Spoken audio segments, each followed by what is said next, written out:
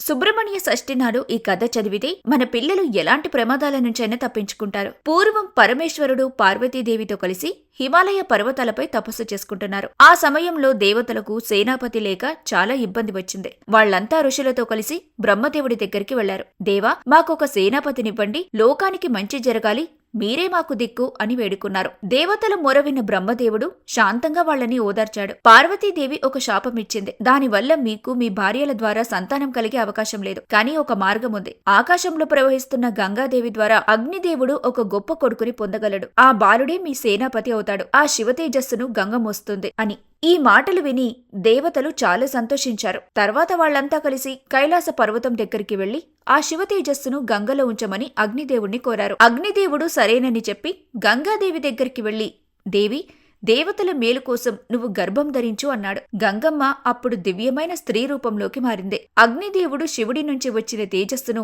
ఆమెలో పూర్తిగా నింపాడు. కాని ఆ శివ తేజస్సు వేడికి గంగాదేవి తట్టుకోలేకపోయింది. అప్పుడు అగ్నిదేవుడితో, ఈ వేడిని నేను మోయలేకపోతున్నాను అని చెప్పింది. అందుకు అగ్నిదేవుడు, సరే, ఈ తేజస్సును ఈ తెల్లటి కొండ ప్రాంతంలో ఉంచేయ్ అని చెప్పాడు. గంగాదేవి ఆ శివతేజస్సును తన ప్రవాహం నుంచి ఆ శ్వేతపర్వతం పైన విడిచిపెట్టింది. ఆ తేజస్సు భూమిపై పడగాని మేలిమి బంగారంలా మెరిసిపోయింది. ఆ చుట్టుపక్కల ప్రాంతం, అక్కడున్న రెల్లుగడ్డి అంతా బంగారంలా మారిపోయాయి. ఆ తేజస్సు నుంచి వచ్చిన బంగారం అప్పట్నుంచే జాతరూపము అనే పేరుతో ప్రసిద్ధి చెందింది. అక్కడ పుట్టిన ఆ బాలుడికి పాలు ఇచ్చి పెంచడానికి ఇంద్రుడు, ఇతర దేవతలు కలిసి 6 కృత్తికలను నియమించారు. ఆ కృత్తికలు, ఈ బాలుడు మా అందరి కొడుకవుతాడు అని ఒప్పుకున్నారు. గంగాదేవి గర్భం నుంచి వచ్చి శివతేజస్సుతో సమానంగా ఉన్నందుకు దేవతలు ఆ బాలుడికి స్కందుడు అని పేరు పెట్టారు. కృత్తికలు పెంచారు కాబట్టి కార్తికేయుడు అని కూడా పేరొచ్చింది. ఆ బాలుడు 6 ముఖాలు కలిగి ఆ 6 తల్లుల నుంచి పాలు తాగాడు. కేవలం ఒక్క రోజులోనే ఎంతో పరాక్రమం సంపాదించి రాక్షసుల సైన్యాన్ని ఓడించాడు. ఆ వెంటనే దేవతలంతా కలిసి ఆ తేజస్వి అయిన బాలుడిని తమ దేవసేనాధిపతిగా అభిషేకించారు. ఇలా పుట్టిన ఆ కుమారస్వామి కథను సుబ్రహ్మణ్య షష్ఠి రోజున చదివినా విన్నా మీ పిల్లలు ఖచ్చితంగా ఆపదల నుంచి రక్షింపబడతారు. సుబ్రహ్మణ్య షష్ఠి నాడు ఈ కథ చదివితే మన పిల్లలు ఎలాంటి ప్రమాదాల నుంచైనా తప్పించుకుంటారు. పూర్వం పరమేశ్వరుడు పార్వతీదేవితో కలిసి హిమాలయ పర్వతాలపై తపస్సు చేసుకుంటున్నారు. ఆ సమయంలో దేవతలకు సేనాపతి లేక చాలా ఇబ్బంది వచ్చింది. వాళ్లంతా ఋషులతో కలిసి బ్రహ్మదేవుడి దగ్గరికి వెళ్లారు. దేవా, మాకొక సేనాపతినివ్వండి, లోకానికి మంచి జరగాలి, మీరే మాకు దిక్కు అని వేడుకున్నారు. దేవతల మొరవిన్న బ్రహ్మదేవుడు శాంతంగా వాళ్లని ఓదార్చాడు. పార్వతీదేవి ఒక శాపమిచ్చింది. దానివల్ల మీకు మీ భార్యల ద్వారా సంతానం కలిగే అవకాశం లేదు. కానీ ఒక మార్గం ఉంది. ఆకాశంలో ప్రవహిస్తున్న గంగాదేవి ద్వారా అగ్నిదేవుడు ఒక గొప్ప కొడుకుని పొందగలడు. ఆ బాలుడే మీ సేనాపతి అవుతాడు. ఆ శివతేజస్సును గంగ మోస్తుంది అని.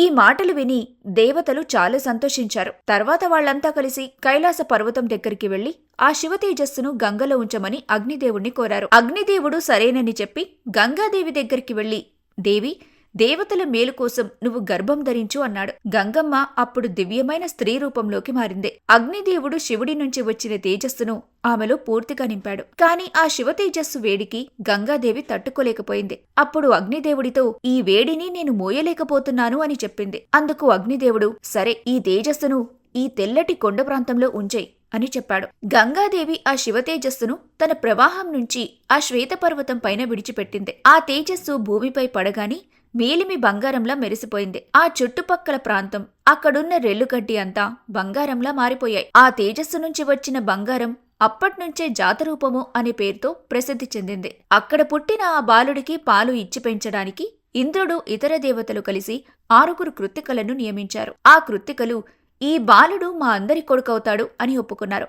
గంగాదేవి గర్భం నుంచి వచ్చి శివతేజస్సుతో సమానంగా ఉన్నందుకు దేవతలు ఆ బాలుడికి స్కందుడు అని పేరు పెట్టారు. కృత్తికలు పెంచారు కాబట్టి కార్తికేయుడు అని కూడా పేరొచ్చింది. ఆ బాలుడు 6 ముఖాలు కలిగి ఆ 6 తల్లుల నుంచి పాలు తాగాడు. కేవలం ఒక్క రోజులోనే ఎంతో పరాక్రమం సంపాదించి రాక్షసుల సైన్యాన్ని ఓడించాడు. ఆ వెంటనే దేవతలంతా కలిసి ఆ తేజస్వి అయిన బాలుడిని తమ దేవసేనాధిపతిగా అభిషేకించారు. ఇలా పుట్టిన ఆ కుమారస్వామి కథను సుబ్రహ్మణ్య షష్ఠి రోజున చదివినా విన్నా మీ పిల్లలు ఖచ్చితంగా ఆపదల నుంచి రక్షింపబడతారు.